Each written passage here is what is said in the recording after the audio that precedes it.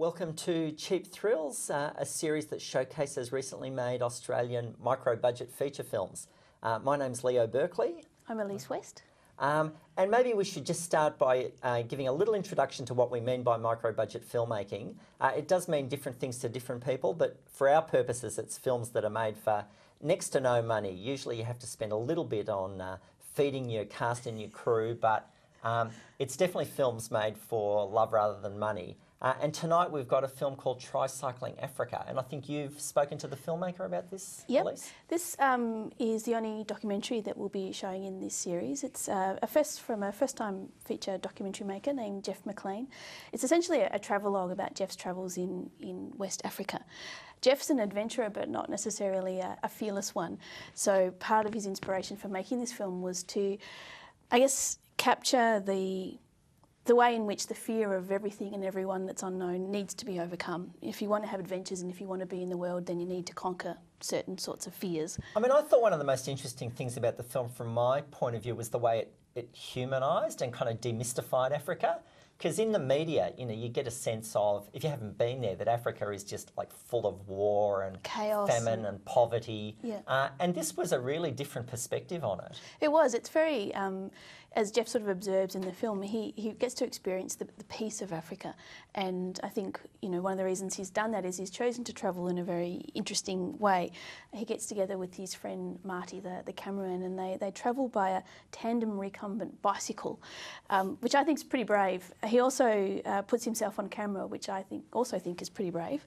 And one of the really nice things about this film is the way that you see Jeff relax on camera. He relaxes into the experience of being a filmmaker, of being a cyclist, of being a traveller, and of being sort of a narrator of a really quite incredible journey. Jeff and Marty shot about 75 hours worth of footage. That's amazing. It took them about 4 years to edit this down. Originally they had 10 by 30-minute episodes. So what you're seeing here, you know, just nearly an hour is really just kind of the bare bones of their journey.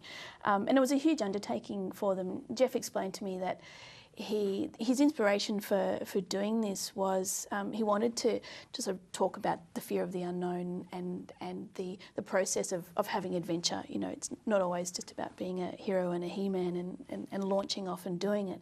He also wanted to capture immediacy. He'd actually written a book about a previous travel that he'd made through the Middle East where he'd experienced hospitality and so forth, and he wanted to show this, to really show it, and I guess in 75 hours there was a lot to see. Yeah. So we're really seeing the product of a long labour of love and a lot of effort and a lot of energy, and I think it's a really charming film.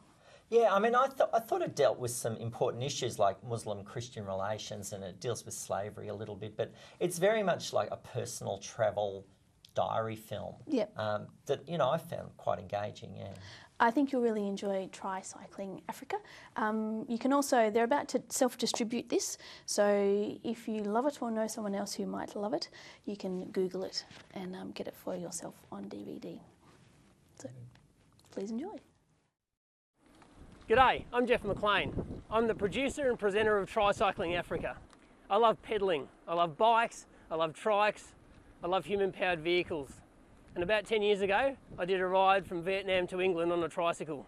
It was a very defining period in my life. 13 months across Asia and Europe, going through some incredible countries, meeting some amazing people, and living life every day with that faith that wherever I stopped, wherever that might be, every day I was going to be okay. One of the most incredible things about that journey was the welcome feeling I had in countries that traditionally I wouldn't have expected. Places like Iran, Turkey, Pakistan, beautiful, beautiful countries to visit and to stay in and to spend time in.